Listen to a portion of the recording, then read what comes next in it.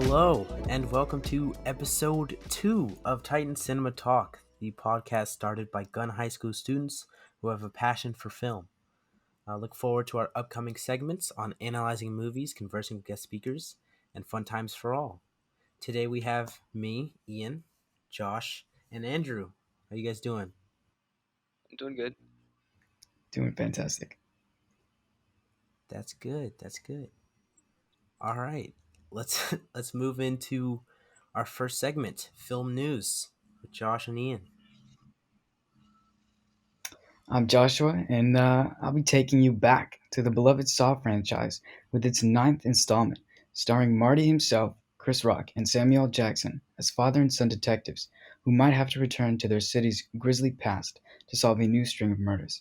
This film will take a slightly different turn than its predecessors, as there will be less focus on the violence and gore, and more on the mystery, tension, fear, and with Chris Rock, a little comedy to brighten the mood. With theaters slowly reopening, the film should be released in theaters by May 14th, 2021, and it seems the executives have already confirmed the development of a sequel titled Spiral X. What are you guys feeling about this? I saw the trailer for it, and when I saw Chris Rock, I thought it was a parody at like almost because honestly, I've only seen him as like from Madagascar playing the zebra from Madagascar, Yeah, Marty. Oh Yeah, yeah, Marty. uh, yeah.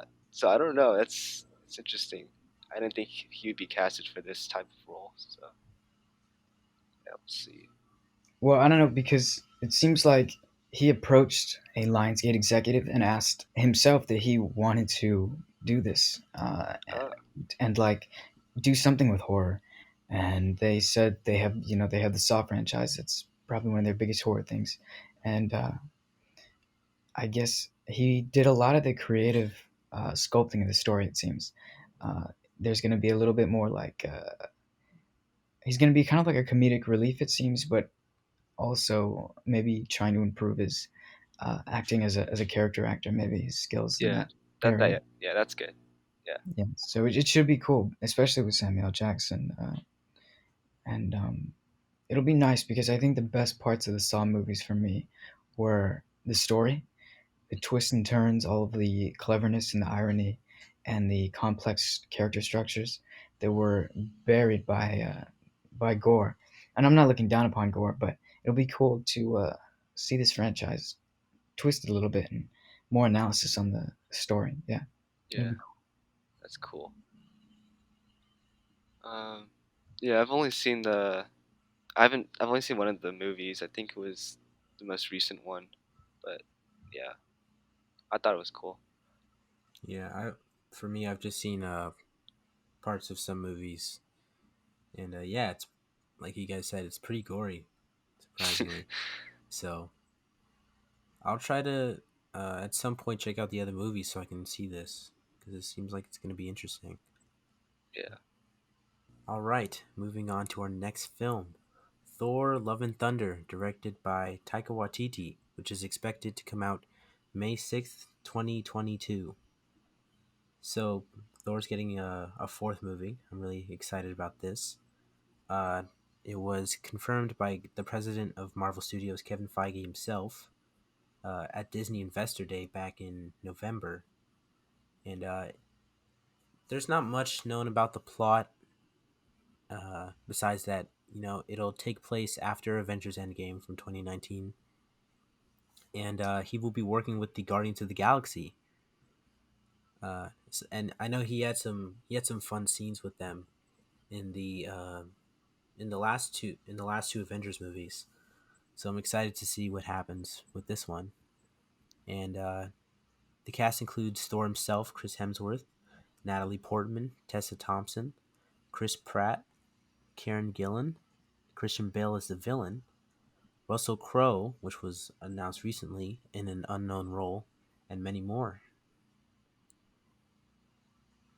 So for me, personally, I've been a big fan of the MCU, the Marvel Cinematic Universe, for years now. I think since I first saw Avengers in 2012, and I've just loved all the movies. So I'm really excited to see where they go with this. And Thor Ragnarok, directed also by Taika Waititi, was really good as well. Oh yeah. Because the first two Thor movies are they're they're Yeah, fine, they but they're weren't. not great. You Yeah. know, Yeah, so he didn't have much character, or like he wasn't that loved. Um, but I think after Thor Ragnarok, they gave him. It was more of a comedy. He had like more sense of humor, and yeah, it just they completely like changed it, like everything. Um, but like for better, I think. yeah, it definitely worked out. Yeah, Taika's movies, they really they have a really cool and unique style, and he has a Yeah, unique comedy as well. yeah. So I've seen it, the Jojo Rabbit. That was a good. That yeah, was a good one. and hunt. I think it's called Oh Hunters for the Wildebeest yeah, People, I still need to watch that one. But something like that. Yeah, that one's really good. Like really good. So I'm really excited to see what he does with this one. yeah, Should be great. We finally get another Despicable Me movie with Minions Rise of Gru. It will be a direct sequel to the 2015 prequel and will place a 12-year-old Gru and his minions in the middle of the 1970s after a group of evil villains called the Vicious Six fire their leader Wild Knuckles. Gru interviews for the spot, but unfortunately the meeting does not go well, and Gru finds himself now the mortal enemy of this team after he steals their prized possession. With Gru and a group of friends and his minions on the run, he must turn to Wild Knuckles himself for guidance out of this pickle. The cast includes Steve Carell, the legend, returning as Gru, oh Lucy yes, Lawless, Julie Andrews, Jean Claude Van Damme, Danny Trejo, uh, Taraji P. Henson, Russell Brand, and many more. And it's expected to come out July 1st, 2022. yeah. Did you I've Okay. been guys? Oh, sorry. Go oh ahead. sorry. I haven't seen any. I haven't seen the Minions movie, the first one, but I really like the first two Despicable Me movies. The first one definitely is a movie from I'll keep uh, rewatching because that was I remember watching it a lot in the car because I had the disc, and yeah, that was definitely one of my favorite movies as a like back then. Yeah, I also enjoy the Despicable Me franchise. Uh, I also remember my dad had the second one on his iPad, so we actually saw it in theaters first, but he also bought it on his iPad later on when it was out, and my siblings and I watched that like a few times over the years. So yeah, I love that series. So it's gonna be interesting to see it continue. I think it's been over 10 years now since the first one, because the first one was Yeah, from like 2010. I think so. Yeah, it's crazy. It's been a while. All right. Well, let's move on to our main segment, the Oscars, which is coming out April 25th. Andrew? All right, so a little brief history about the Oscars. Uh, well, basically called the Academy Awards. So it's an annual tradition within the film industry. It's been going on for nearly 100 years. And the very first Academy Awards was hosted by Douglas Fairbanks on May 16th of 1929, and it featured 15 categories. International movie star uh, Emil Jannings won the first Best Actor Oscar for his work in two films, The Last Command and The Way of All Flesh. Janae Gaynor was the first winner of the Academy Award for Best Actress for her performance in three films: Seventh Heaven, Sunrise, A Song of Two Humans, and Street Angel. So this year will be the 93rd Annual Academy Awards and will feature 51 categories.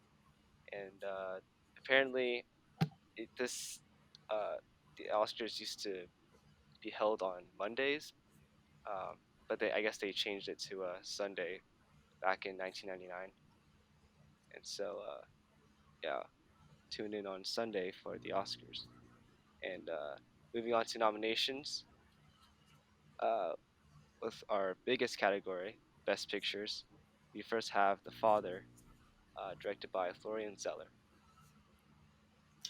Uh, Man, I can't. I want to see this one really badly because Anthony Hopkins is one of my favorite actors. Not only because of Hannibal Lecter, but uh, he's he's a good like old man in a lot of his films. You know, like he's pretty wise, but Yeah, like he comes across as very kind.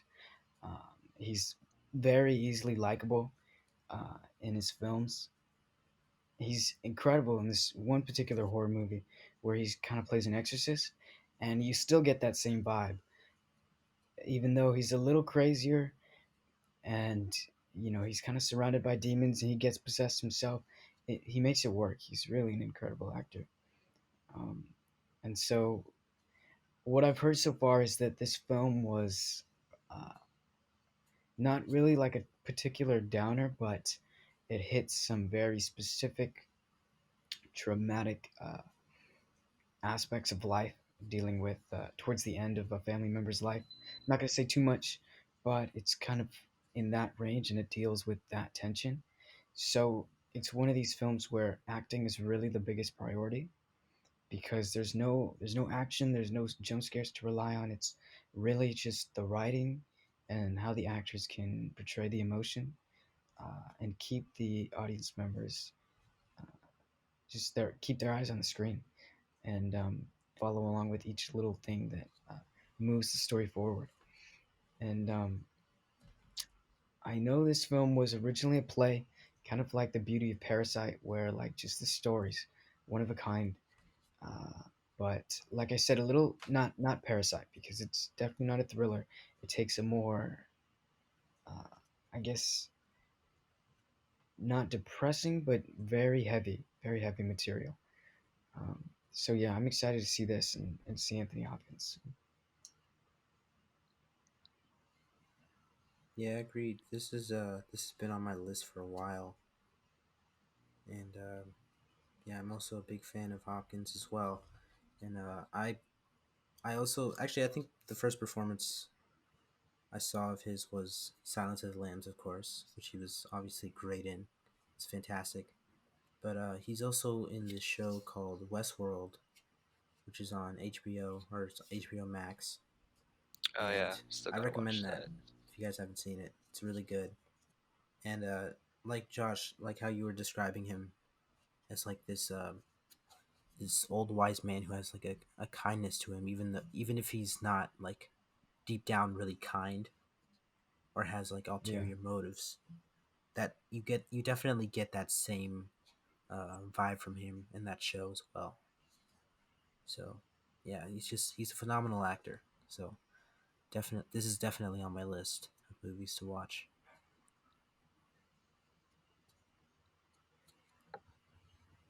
All right. Yeah. So moving on to the next nominated film, we have Judas and the Black Messiah, directed by Shaka King.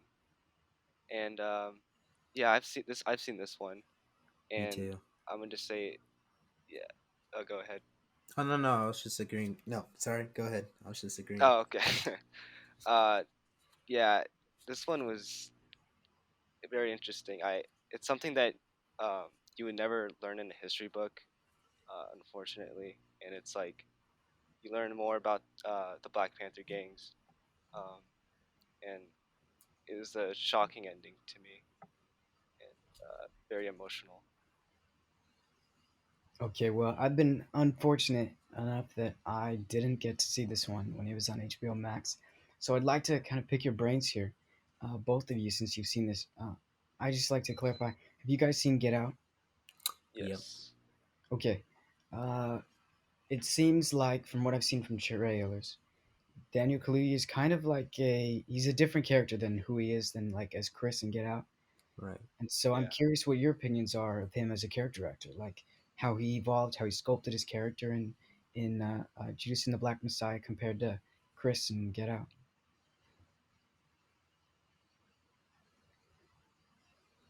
Well, I definitely think he did really well with this.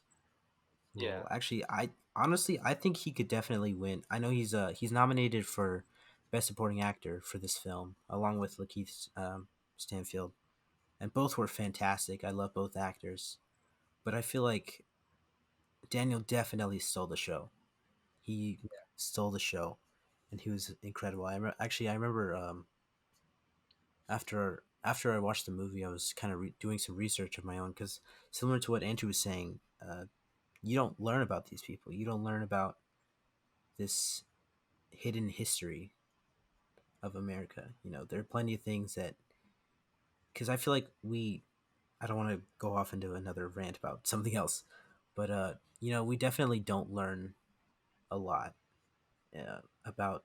I feel like sorry. I feel like we kind of have a repetitive curriculum sometimes with history, or we Yeah, just go off into other subjects. But I feel like stuff like learning about people like Fred Hampton, I feel like would have been really interesting.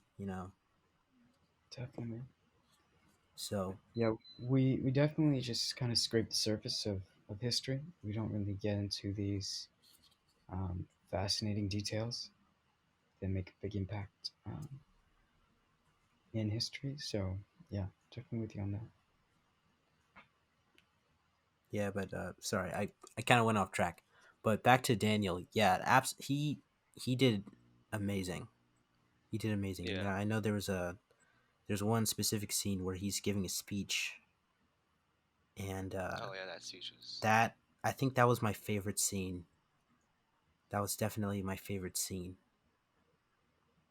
because in a way it almost kind of inspired me. Not I mean not to clarify, not every single thing he said. For those who've seen the movie, but Yeah. but it was definitely like I really felt his performance. Yeah. I think it was definitely one of my favorites of His this year so performance as far. Fred Hampton was, yeah, very. Yeah, it was very interesting. Like I, I like this whole time I never thought that like you'd see a point of view from inside of the Black Panther Party, and Yeah, I like how they it's always been like seen as like a terrible group, like all bad. They never like highlight any pros to it. Um, yeah, it's a different view of it, which is pretty unique. absolutely.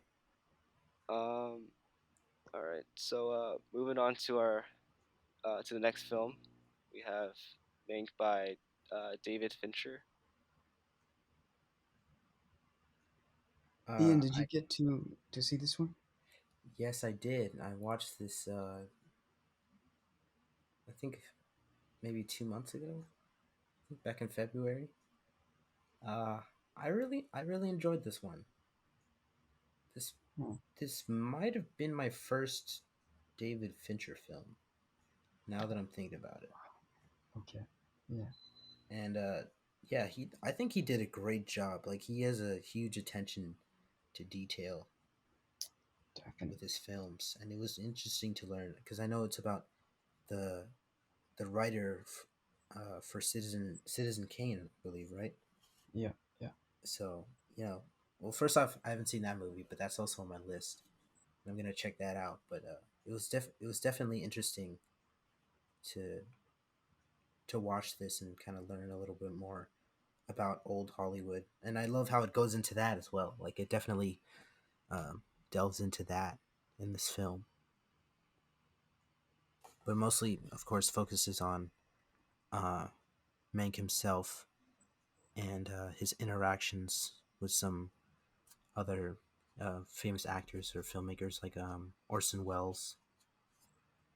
And I know there's this actress that is played by Amanda Seyfried, and actually, I think she's also nominated for uh, Best Supporting Actress, and she was really good in that. I really liked her character. I really did. Um, so yeah, overall, I mean, I can't, to be honest, that's pretty much most of what I remember. But yeah, it was definitely a good story, and it seemed like it wasn't winning a lot of awards recently. Like it had been, uh, I mean, it was definitely nominated a lot, but it seemed like there was a lot of other movies that were winning over him. Yeah, there was a lot of mixed reviews with this one. A lot of people thought it was boring, and some people loved it. So sometimes you just get that with films. Yeah. Without spoiling anything, describe Gary Oldman, like his character in this film. Hmm. That's a good question. He plays someone who I'd say, this is a good one. I got to think about this. Uh, to be honest, I don't uh remember that much from it. I would definitely have to watch it again. It has been a while, but I do remember liking his character because he seems to be someone who, um, he has this kind of he's very, I guess, charming. He's very charming, and honestly, I think he know in a way he kind of knows more than he leads you on, like than most people think in a way. But in some points, he kind of stays silent about it. But there are definitely times when but he's, but he's also not afraid to speak his mind. Because I remember there was a scene where they're kind of talking about, because this takes place, um, I believe, before World War II, and but like the stuff with all the Nazis and Hitler is kind of it's being the news about it is being kind of spread around, and they're kind of having some conversations about it. And I can't exactly remember exactly what was said, but it was. I remember it was very interesting. It was an interesting conversation, and Menk definitely had some stuff to say that kind of, I guess, ruffled a few feathers for a few of them. Interesting. So yeah, very All right. interesting character. I Yes. think, but he does a great job with this character, definitely. But yeah, I'm sorry. Yeah, that's I can't remember much, to be honest. I watched this a while ago, and I've been watching a lot recently, I guess. Yeah. So, but that's Yeah. most of There's a what I lot of can movies. remember. Yeah. Yeah. All right. Cool. So our next film we have Minari. I watched this film. Lee Isaac Chung did a phenomenal job on this. The cinematography was incredible. I love the way how they portrayed this family. It really like shows how these immigrant families uh, like struggled in the U.S. and uh, it was very emotional. Um, Stephen Yeun did. I've This is the first time I've seen Stephen Yeun, um, and yeah, he did an awesome job portraying the father. And uh, I haven't really I can't really connect to it fully because I'm not an immigrant, but my grandparents were, and so it's cool to see like things similar to how they like what they had to go through to get here. So yeah, Fascinating. It's from A24, right? yeah, produced by 24 Films. Yeah, they hardly miss, so Yeah, definitely.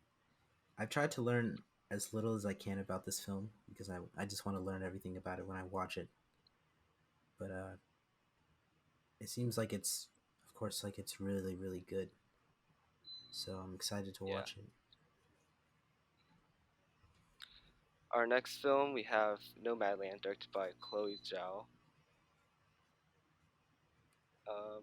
I don't know too much about this film. I know my sister has watched it. She said it was a good film. It was just felt really long because it's just I think it's just I think it's one protagonist, just one character. You just follow her on a journey or something. Uh, I can't really say much about it, but what are you guys' thoughts on it? Yeah, just from the trailer, it definitely looked interesting. Um, and I guess I kind of see um, what your sister is talking about because it just seems like um, she goes from one place to the next. I mean, of course, it's called Nomad Land, right? Yeah. So she's just traveling around. And I know this one best drama at the Golden Globes, right? Yeah, something. Yeah, I Yeah, think so so. Yeah, and Chloe Zhao got one Best Director, I think.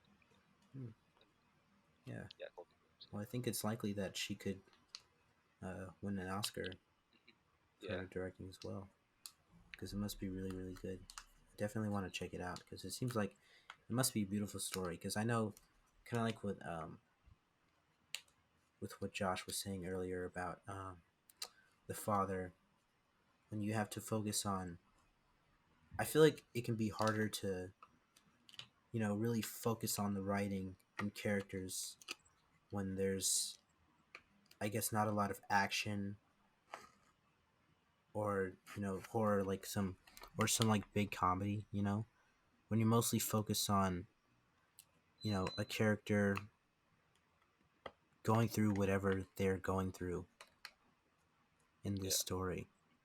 You know, I feel like it can be more difficult than just making an action film. I mean, not to say that um, making like an action film or a horror film, it's like it's not lower than um, Yeah. films like It's, Nomadland or The Father, but I think it definitely can be more difficult. So definitely want to check this out. yeah, me too. All right. So next film we have Promising Young Woman, directed by Emerald Fennell. I haven't seen this one either, but also another film that seemed interesting. I think I saw the trailer like months ago, so I don't remember much. But I think I know people were kind of comparing her to like a female Joker sometimes from like the Oh, really? 2019 Joker about how Oh, she yeah. has an issue with society. Oh, okay. Yeah, it seems like it's more of like a fun movie to watch. Kind of watch her character, and um, it's described as a thriller comedy. So those are always kind of fun, like a mashup of such opposite ends of spectrums relating to like genre. And yeah, it's cool to kind of combine those. And that's a good comparison that she's kind of like a Joker, like a 2019 Joker, and then uh, we follow her drama as like I guess it's the best way as like a snowball slowly rolling and getting bigger and bigger and bigger. Such drama like that is always kind of fun to watch. Rebellions, things like that, rebels. Yeah, I'll have to check that out sometime. Yeah, me too. All right. And next we have Sound of Metal, directed by Darius Martyr. And I haven't seen this film, but I know that Ian has. So, Yeah, what do you think of it? I really loved it. I think from these movies, it was from the movies that I saw. I think this might have been uh, my favorite story. Definitely my favorite story because it's about a man he's a metal drummer. He's in this band with his girlfriend, and he starts to become deaf, and it's about how he deals with that. And first off, Riz Ahmed, who's nominated for Best Actor for this film. He really did a fantastic job with this. He He really did. Every part of it was just, it was great. It's really, really great. And I loved the sound on this. The sound was amazing because, okay, uh, I don't want to say too much, but for part of the film, he goes to he goes to a place where he can, I guess, learn more about what it's like to be deaf, and um, he goes to be with, like he's interacting with more people who are like him, and those scenes of interaction are just, I think that was like one of my favorite things about it, because it would kind of switch from like from what you would hear if you weren't deaf to if to like his Uh, perspective of being deaf. So like sometimes it would be like just you would just hear like hand gestures, and maybe some people like making like some sort of um some sound, and or just like that's using sign interesting. language, and it's like it's really cool. I love the sound on it. I really like that as well. And just, yeah, overall beautiful story and great film. So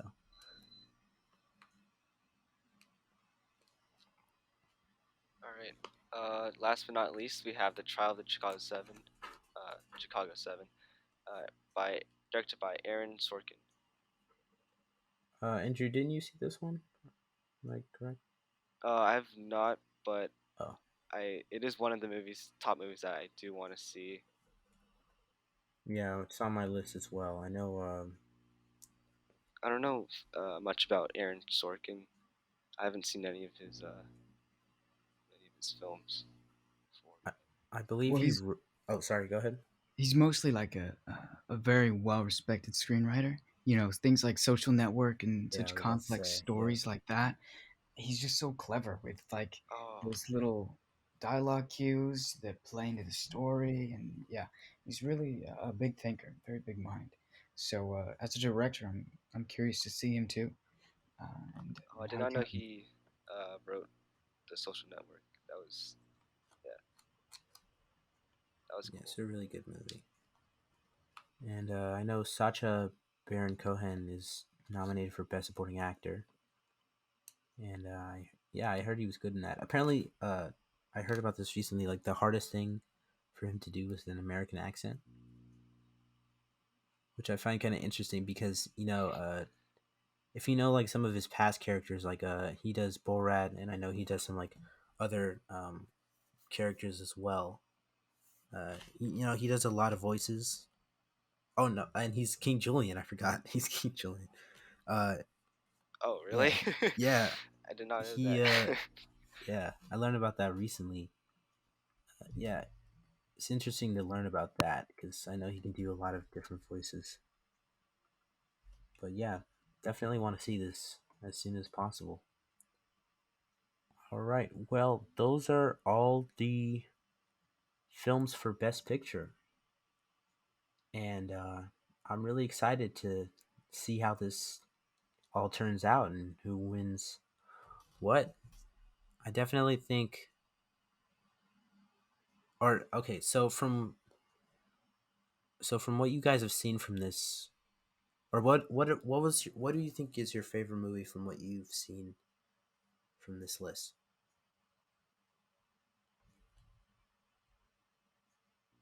um, I've only seen two, which is Minari and Judas. Um, but I'm gonna have to say Judas just because it's more. I feel like it's more engaging. Engaging. Minari felt pretty. I don't know. There were some moments where I kind of lost focus while watching it. So, and I just thought it was more unique. Hmm. Yeah. I think for me, definitely, I think it's between Sound of Metal and Judas and the Black Messiah. Either one of those, I loved them both. Mank was really good, but I just, I especially loved those two as well. All right. So make sure to tune in for the next episode because we will discuss the aftermath of the Oscars and we're going to have our first guest ever. I'm excited about this. Bennett Hardy from Palo Alto High School.